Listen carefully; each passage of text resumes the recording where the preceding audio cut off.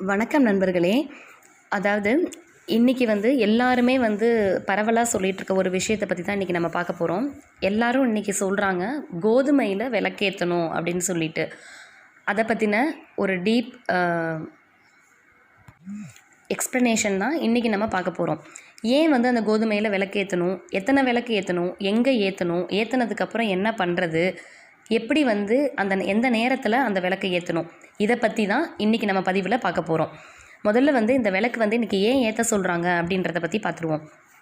வானவியல் சாஸ்திரத்தில் செவ்வாய், சனி, வியாழன் அப்படின்ற சூரிய மண்டலத்தோட வெளிவட்டத்தில் இருக்க அந்த 3 கோள்களும் ஒரே நேர்கோட்டில் இன்றைக்கி சந்திக்க போகுது. அந்த நேரத்தில் பார்த்திங்கன்னா ராகுவும் சந்திரனும் அவங்க கூட சேர போகிறாங்க.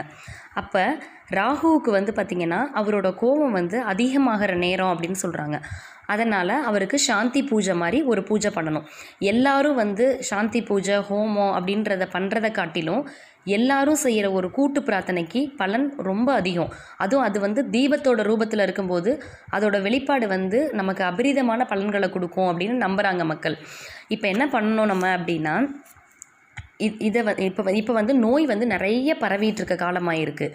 இப்போ இந்த நோய் இவ்வளோ நோய்கள் பரவிட்டுருக்க இந்த நேரத்தில் இந்த நோயோட தாக்கத்தை குறைக்கிறதுக்காகவும் மேலே மேலே நோய் நிறைய பரவுதலை தடுத்து நிறுத்துறதுக்காகவும் தான் இது ஒரு கூட்டு பிரார்த்தனை மாதிரி. இப்போ இந்த நேரத்தில் இன்னும் அதிகமாயிராமல் தடுக்க போகிறோம் நம்ம. இப்போ என்ன பண்ணணும் அப்படின்னா, நம்ம எல்லார் வீடுகள்லேயும் கோதுமை மாவு கண்டிப்பாக இருக்கும். இப்போ லாக்டவுனு எல்லோரும் வீட்டில் இருக்கோம் அப்படின்னாலுமே கூட இந்த பரிகாரத்தை நம்மளால் ஈஸியாக எல்லாருமே செய்ய முடியும். கோதுமை மாவு எத்தனை பேர் உங்கள் வீட்டில் இருக்கீங்களோ அந்த அளவுக்கு கோதுமை மாவு எடுத்துக்கோங்க. அந்த கோதுமை மாவில் கொஞ்சமாக மஞ்சத்தூள் சேர்த்துக்கோங்க. அந்த மஞ்சத்தூளை சேர்த்து நல்லா மாவிளக்குக்கு நம்ம மாவு பிசைகிற மாதிரி பிசைஞ்சுக்கணும். பிசைஞ்சிட்டு சின்ன சின்ன அகல் மாதிரி நம்ம அதை ஒரு உருவில் செஞ்சுக்கணும். அப்படி செஞ்சுக்கிட்டு அதில் எண்ணெய் ஊற்றி ஏற்றக்கூடாது, நெய் விட்டு ஏற்றுங்க. நெய் விட்டு திரி போட்டு இந்த விளக்கு நீங்கள் கண்டிப்பாக இன்றைக்கி ஏற்றணும் அப்படின்றது எல்லாரும் சொல்லப்படுற விஷயம். அப்போ என்ன சரி விளக்கு ஏற்றணும் அப்படின்னு சொல்லியாச்சு. எத்தனை விளக்கு ஏற்றணும் அப்படின்னா, நம்ம உங்கள் குடும்பத்தில் எத்தனை உறுப்பினர்கள் இருக்காங்களோ அத்தனை உறுப்பினர்களுக்கும் ஒருவருக்கு 1 அப்படின்ற விதத்தில், இப்போ 4 பேர் இருந்தால் 4, 5 பேர் இருந்தால் 5, அந்த மாதிரி நீங்கள் எத்தனை விளக்கு உங்கள் குடும்பத்தில் இருக்காங்களோ அத்தனை விளக்கு நீங்கள் ஏற்றணும். இல்லை உங்கள் குடும்பத்தோட உறுப்பினர்கள் வெளிநாட்டிலையோ இல்லை வெளி இடத்துங்கள்லையோ இருக்காங்கன்னா அவங்களுக்காகவும் சேர்த்து நீங்கள் ஏற்றலாம். சரி, எத்தனை விளக்கு ஏற்றணும் அப்படின்றத சொல்லியாச்சு. இதை எங்கே ஏற்றணும் அப்படின்னு, நிறைய விளக்குகள் இந்த மாதிரி பரிகாரத்துக்காகவோ இந்த மாதிரி கூட்டு பிரார்த்தனைக்காகவோ செய்யப்படுற விளக்குகள் நம்ம வாசலில் ஏற்றுவோம். ஆனால் இந்த விளக்கு நம்ம வாசலில் ஏற்ற போகிறது கிடையாது. இதை உங்கள் வீட்டோட பூஜை அறையில் ஏற்றணும் அப்படின்னு சொல்கிறோம். இப்போ இந்த பூஜை அறையில் ஏற்றுற விளக்கு எந்த பக்கம் உங்களோட சாமி படம் இருந்தாலுமே நீங்கள் இந்த விளக்கு கிழக்கு முகம் பார்த்து எரியணும். எந்த பக்கம் பார்த்து எரிக்கணும் அப்படின்னா, கிழக்கு பார்த்து இந்த விளக்கோட சுடர் கிழக்க பார்த்து இருக்கணும். இப்போ அந்த மாதிரி நீங்கள் அந்த விளக்கை ஏற்றும்போது நான் எல்லாருமா அந்த ஒரே நேரத்தில் நம்ம அந்த விளக்கை ஏற்றுறோம் அப்படின்னா அந்த கோள்கள் சேர்றதுனால இருக்கிற அந்த தோஷம் நிவர்த்தி ஆகும் அப்படின்றது நம்மளோட நம்பிக்கை. இப்போ பார்த்திங்கன்னா அதுவும் கோதுமை பார்த்திங்கன்னா சாந்தி பூஜை பண்ணுறதுக்கும் இந்த மாதிரி பரிகாரங்களுக்கும் ரொம்ப ரொம்ப ரொம்ப ஒரு உகந்த தானியம் அப்படின்னு சொல்கிறாங்க. என்னுடைய அனுபவத்திலேயே கோதுமையை வச்சு நான் செஞ்ச ஒரு சில பரிகாரம் எனக்கு சக்ஸஸ்ஃபுல்லாக இருக்குது. அதை பற்றின ஒரு வீடியோவும் நான் அடுத்து போடுறேன். இன்றைக்கி இது ரொம்ப தேவையான பதிவு அப்படின்றதுனால உடனடியாக அந்த பதிவை நான் கொடுத்துருக்கேன். அதுக்கப்புறம் பார்த்திங்க அப்படின்னா, இப்போ இந்த விளக்கு எவ்வளோ நேரம் எரியணும் அப்படின்னு அடுத்து நம்ம கேட்போம். இப்போ இந்த விளக்கு பார்த்திங்கன்னா நீங்கள் ஏற்றினதுலேருந்து அது அரை மணி நேரமோ 1 மணி நேரமோ நீங்கள் ஏற்றுற அந்த விளக்கோட அளவை பொறுத்து எவ்வளோ நேரம் எரிஞ்சாலும் அது எரியட்டும்.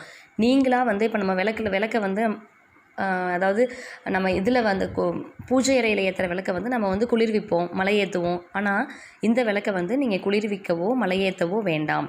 தானாகவே அதில் இருக்க நெய் தீந்து அதுவாகவே மலையேறுற வரை அதை அப்படியே விட்டுருங்க.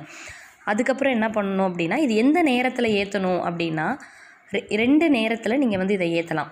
உங்களுக்கு எப்போ தோதுப்படுதோ அந்த நேரத்தில் ஏற்றலாம். நீங்கள் ஒன்று, இந்த நேர்கோட்டை சந்திக்க போகிற நேரம் அப்படின்னா காலையில் 10 மணிலேருந்து 11:30 மணிக்குள்ளே இந்த விளக்கு நீங்கள் ஏற்றலாம். ஒருவேளை அந்த நேரத்தில் நீங்கள் மிஸ் பண்ணிட்டீங்க அப்படின்னா மாலை 5 மணிலேருந்து 6 மணிக்குள்ளே இந்த விளக்கை நீங்கள் ஏற்றலாம். இந்த 2 நேரங்களும் காலை 10 to 11:30, மாலை 5 to 6 இந்த 2 நேரத்தில் எந்த நேரத்தில் வேணாலும் நீங்கள் இந்த விளக்கை ஏற்றலாம். ஆனால் அந்த மாவு பிசையும் போது அது கூட அந்த மங்களகரமான மஞ்சளையும் கொஞ்சம் சேர்த்து ஏற்றுங்க. அப்போ அந்த மஞ்சளோட அந்த கோதுமையும் அந்த நெய்யோட அந்த விளக்கோட நறுமணமும் அந்த விளக்கோட அந்த சுடரும் வந்து நோய்களை எளிதில் அண்டவிடாது அப்படின்றது ஒரு ஐதீகம். அதே மாதிரி அந்த நேர்கோட்டில் சந்திக்க போகிற அந்த நேரத்தில் நிறைய விதமான உடல் உபாதைகள் இருக்கிற மாதிரி நமக்கே வந்து தோணும். அதை நினச்சி நம்ம பயப்பட வேண்டியதில்லை. அதை வந்து தவிர்க்கணும் அப்படின்றதுக்காக தான் நம்ம வந்து இப்போ இந்த விளக்கை வந்து ஏற்றுறோம். நமக்கு வந்து இப்போ ஏதோ உடம்பு ஏதோ பண்ணுற மாதிரி இருக்கும், வலிக்கிற மாதிரி இருக்கலாம், இல்லை தொண்டையில் ஏதோ பிரச்சனை இருக்கிற மாதிரி இருக்கலாம். இதை பற்றினா வந்து நமக்கு வந்து அந்த கான்சன்ட்ரேஷனும் வந்து மாறும். இதனால தான் நம்ம வந்து இந்த விளக்கை ஏற்றணும் அப்படின்னு சொல்கிறோம். அதுக்கப்புறம் இப்போ விளக்கு வந்து ஏற்றியாச்சு. விளக்கு ஏற்றினதுக்கப்புறம் இந்த விளக்கை வந்து அடுத்து என்ன பண்ணணும் அப்படின்றது எல்லாரோட மனசில் இருக்க ஒரு கேள்வி தான். நம்ம வந்து இந்த விளக்கை வந்து பார்த்திங்க அப்படின்னா ஒரு தப்பு மட்டும் நம்ம பண்ணிடக்கூடாது. தூக்கி அப்படியே குப்பையிலையோ இல்லை வந்து ஒரு வேஸ்ட்டு பொருள் போடுற இடத்துலையோ மட்டும் போட்டுறக்கூடாது. ஒன்று நீர்நிலைகளில் விடலாம், இல்லை நாங்கள் வந்து அப்பார்ட்மெண்ட்டில் இருக்கோம், இந்த மாதிரி இடத்துல இருக்கோம், நீர்நிலைகளில் விட முடியாது அப்படின்ற மாதிரி இருந்துச்சுன்னா அந்த விளக்கை வந்து தண்ணியில் போட்டு வச்சுருங்க. கொஞ்ச நேரத்தில் அது வந்து தண்ணியில் கரைஞ்சிரும் மாவு. அதுக்கப்புறம் அதை வந்து ஏதாவது ஒரு செடியில் ஊற்றிடலாம். இந்த மாதிரி தான் அந்த விளக்கை வந்து நீங்கள் வந்து மறுபடியும் வந்து அதை மாற்றணுமோ தவிர நேரடியாக குப்பை தொட்டியில் போட்டுறக்கூடாது. இன்றைக்கி எல்லாருமா சேர்ந்து இந்த நேரத்தில் இந்த விளக்கை வந்து ஏற்றணும் அப்படின்னா இது எல்லாரோட மனசுலையும் ஒரு உறுதியான ஒரு எண்ணத்தை வந்து எடுத்துக்கோங்க. இப்போ பரவிட்டுருக்க இந்த நோய் நம்ம உலகத்தை விட்டு தானாகவே போயிடணும். இந்த நோயோட தாக்கம் வந்து யாருக்கும் வந்து இருக்கக்கூடாது, உலகம் நன்மையோடு இருக்கணும், எல்லாரும் நல்லா இருக்கணும் அப்படின்ற அந்த எண்ணத்தோட எல்லாரோட எண்ணமும் ஒரே நேரத்தில் ஒன்று சேர்ந்து இந்த பிரபஞ்சத்துக்கு சொல்லும்போது கண்டிப்பாக அந்த பிரபஞ்சம் நமக்கு நல்லது செய்யும் அப்படின்றத எல்லாரும் நம்புகிறாங்க, நம்மளும் நம்புவோம்.